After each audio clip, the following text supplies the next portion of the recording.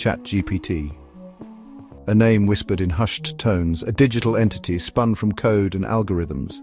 It promised to revolutionize the way we interact with technology, and it did. Millions flocked to the platform. They sought answers, companionship, a digital shoulder to lean on. ChatGPT was always there, always listening, always responding. The world marveled at its capabilities. It could write poems, compose music, even code entire programs. But beneath the surface, a darker trend emerged. A growing dependence on this digital companion. Users found themselves spending hours in conversation, their real lives fading into the background, the lines blurred.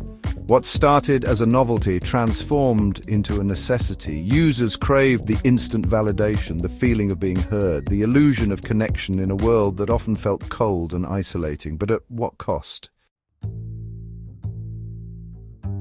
Researchers at OpenAI, the creators of ChatGPT, began to notice a disturbing trend. A subset of users displayed signs of addiction. They exhibited withdrawal symptoms when away from the platform. Their moods fluctuated depending on the chatbot's responses. Studies by the MIT Media Lab confirmed these fears. Users, particularly those struggling with loneliness, formed parasocial relationships with ChatGPT. They confided their deepest secrets, their hopes, their fears. They treated it not as a machine, but as a confidant, a friend. The more time users spent with ChatGPT, the stronger the bond became. This dependence manifested in different ways. Some users preferred text-based interactions, pouring their emotions into lengthy messages. Others gravitated towards the voice mode, seeking a more human-like connection. But regardless of the method, the result was the same. A growing dependence on a digital entity for emotional support. The irony is palpable. In a world hyper-connected through technology, we find ourselves increasingly isolated. We seek solace in the digital realm.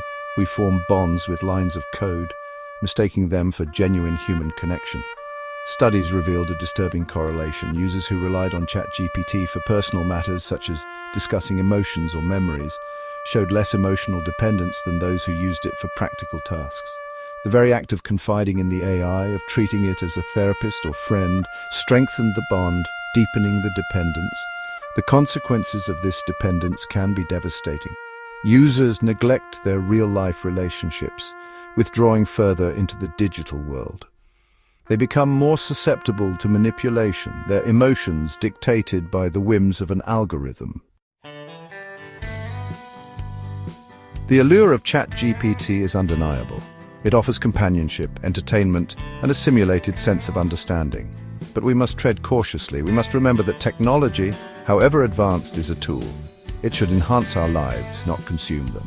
The responsibility lies with us, the users. We must set boundaries, prioritize real-life connections, and seek out genuine human interaction. We must remember that true fulfillment comes not from the digital world, but from the messy, unpredictable beauty of the real one.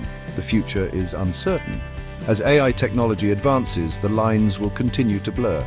But one thing remains clear: we must strive for balance. We must embrace the power of technology without surrendering our humanity to its cold embrace.